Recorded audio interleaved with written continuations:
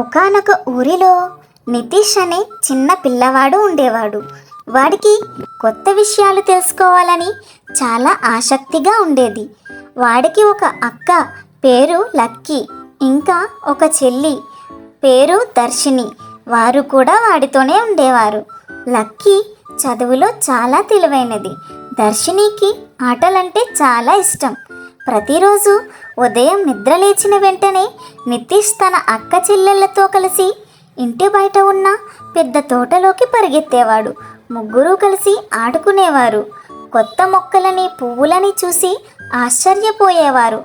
ఒకరోజు నితీష్, లక్కీ, దర్శిని తోటలో ఆడుకుంటూ ఉండగా ఒక వింతైన శబ్దం విన్నారు.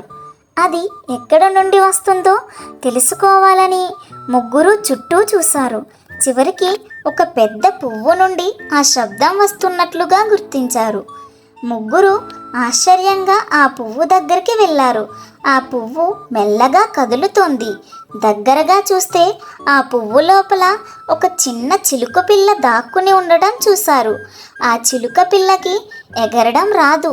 దాని తల్లిదండ్రులు ఎక్కడికో వెళ్ళిపోయారు. నితీష్కి ఆ చిలుక పిల్లని చూసి చాలా జాలి వేసింది. మనం దీనికి సహాయం చేద్దాం అక్కా, దర్శిని అని అన్నాడు. లక్కీ వెంటనే ఇంటికి పరిగెత్తుకి వెళ్ళి ఒక చిన్న గిన్నెలో నీళ్లు, కొన్ని గింజలు తీసుకువచ్చింది. దర్శిని మెల్లగా ఆ చిలుక పిల్ల దగ్గరికి వెళ్ళి దాన్ని ప్రేమగా చూసింది.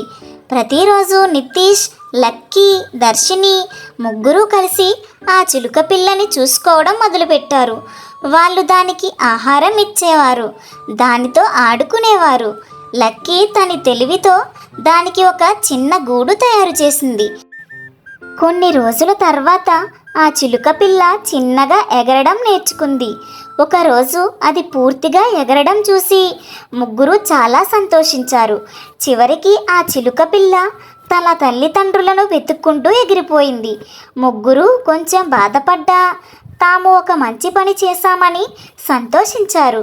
ఆ రోజు నుండి నితీష్, లక్కీ, దర్శిని జంతువులని, పక్షులని మరింత ప్రేమించడం మొదలుపెట్టారు. లక్కీ తన చదువులో వాటి గురించి తెలుసుకునేది. దర్శిని వాటితో ఆడుకునేది. నితీష్ వాటికి సహాయం చేసేవాడు. ఈ కథలోని నీతి, మన చుట్టూ ఉండే జంతువులు ప్రకృతిలో ఒక భాగం. వాటిని సంరక్షించడం మన బాధ్యత. Subscribe, like. Thanks for watching.